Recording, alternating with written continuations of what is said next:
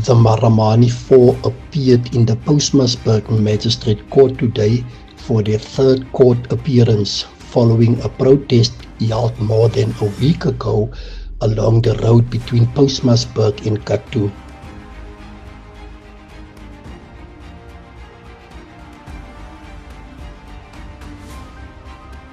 Members of the Maramani community allege that surrounding mines are failing to employ local residents and that there is little to no sustainable economic development in the area.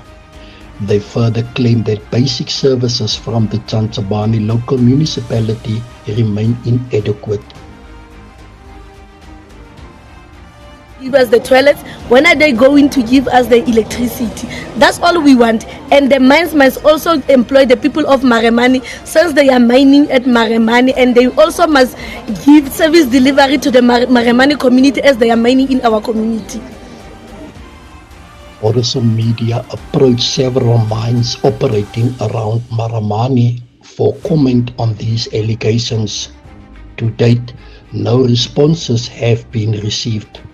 The mines were afforded an opportunity to engage through this platform, and their continued silence is raising serious concern within the community.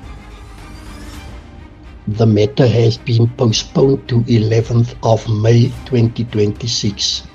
One of the accused has since abandoned bail. The four are represented by Legal Aid South Africa, while the state is represented by prosecutor Mr. Emmanuel Maruba, who made his mark as one of the best prosecutors in the Northern Cape in 2024.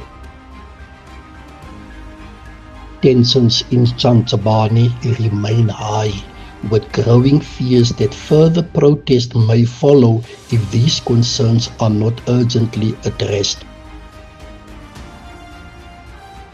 In the meantime, Horizon Media is still awaiting a formal press release from the appointed company involved in a large-scale Eskom project heading for Tsantsabani. Community structures have already indicated that the company can expect a strong response upon entering Tsantsabani if concerns around transparency and local participation are not addressed.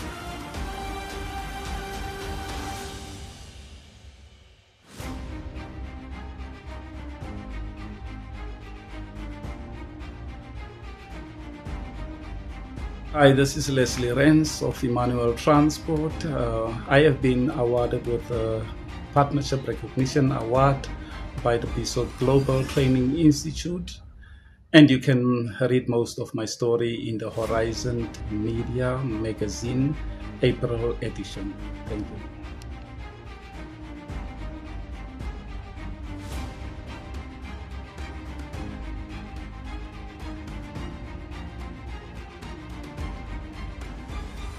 Die herbegrafnis van 64 Nama en Khoisan afstammelinge by Kinderlee naby Steenkop in Namakwaland het landwyd opslae gemaak en talle vrae ontlok, wat veronderstel was om 'n waardige herbegrafnis te wees, is volgens verskeie gemeenskapsleiers en betrokkenes oorskadu deur omstredenheid, gebrekkige konsultasie en ernstige kommer oor hoe die proses hanteer was.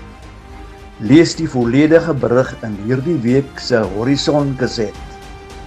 Aisy Kloete uit Namakwaland.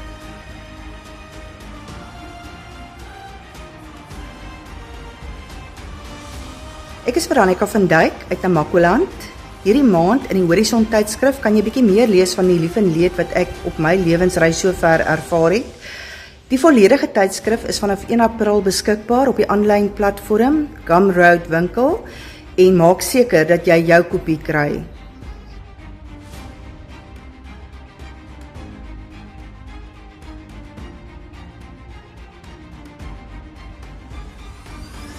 The 24-year-old father from Kakamas was recently found guilty and sentenced by the Kakamas Regional Court for assaulting his 2-year-old child.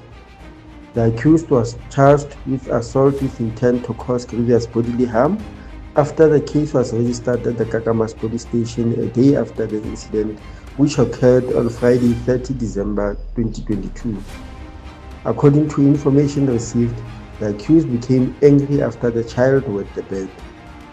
He then assaulted the child, striking him in the face and all over his body, leaving him with visible injuries, including bruises, wounds, and swelling. The child's mother subsequently reported the matter. The court sentenced the accused to 5 years direct imprisonment, wholly suspended for 5 years.